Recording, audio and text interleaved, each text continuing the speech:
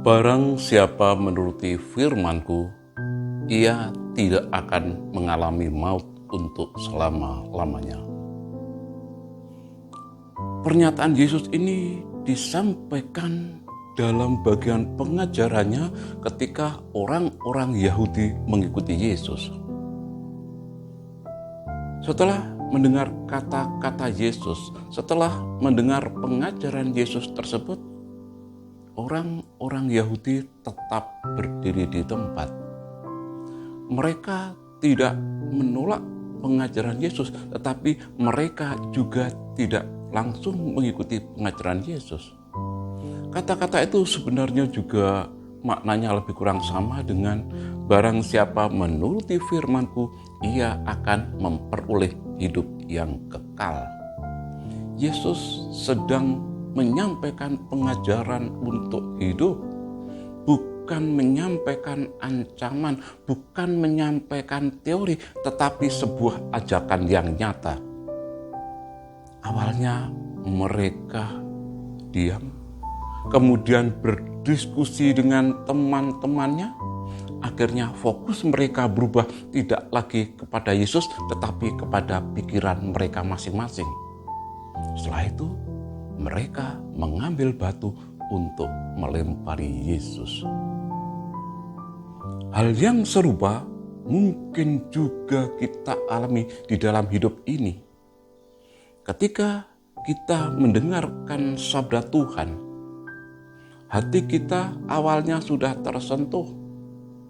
Kita tidak menolak pengajaran Yesus itu. Kita tidak menolak sabda Tuhan itu. Tetapi kita juga tidak mau langsung mengikutinya. Dalam hati mungkin kita mengatakan, ya nanti saja, ya mungkin bukan sekarang. Kalau itu kita lakukan, bisa saja awal menjadi penolakan Yesus. Orang-orang Yahudi awalnya juga tidak menolak Yesus, tetapi karena bergulat dengan pikirannya sendiri, akhirnya menolak Yesus, bahkan mengambil batu untuk melempari Yesus.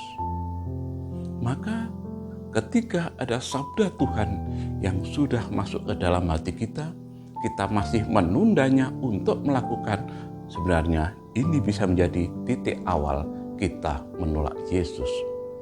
Maka di masa Prapaskah ini baik sekali kalau kita merefleksikan perjalanan hidup kita selama ini.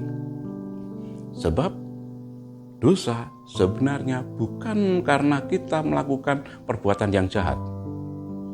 Dengan pikiran dan perkataan, perbuatan dan kelalaian. Pikiran, perkataan, dan perbuatan adalah hal yang aktif. Kita melakukan yang jahat. Kita tidak cukup merefleksikan apa hal yang jahat yang pernah kita lakukan. Tetapi ada juga kelalaian. Kelalaian bukan berarti melakukan hal yang jahat, tetapi justru tidak melakukan hal yang baik yang bisa kita lakukan. Kita punya kesempatan, tetapi kita menundanya, kita tidak melakukan. Itulah dosa kelalaian.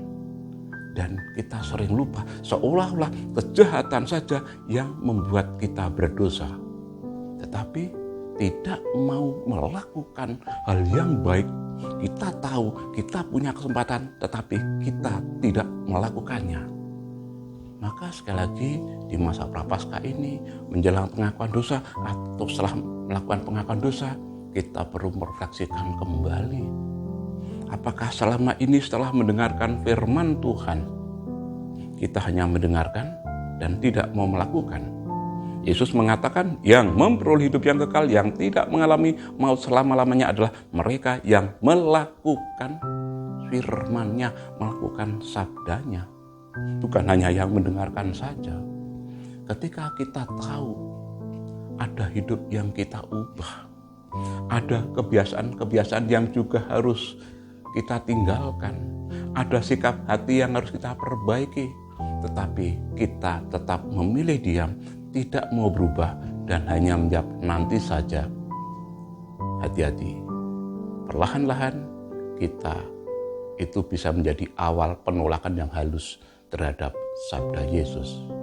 Semoga sabda Tuhan hari ini memampukan kita untuk selalu merefleksikan hidup kita bahwa dosa bukan hanya karena kita melakukan hal yang jahat, tetapi juga karena tidak melakukan hal yang baik, padahal kita tahu itu perlu kita lakukan dan kita bisa melakukannya, tetapi kita tidak melakukannya. Hari Lebaran banyak yang datang, baik saudara maupun tetangga. Kita tak pernah kekurangan terang, namun hanya sering menutup mata. Akhirnya, kembali saya sampaikan, salam pijar kasih.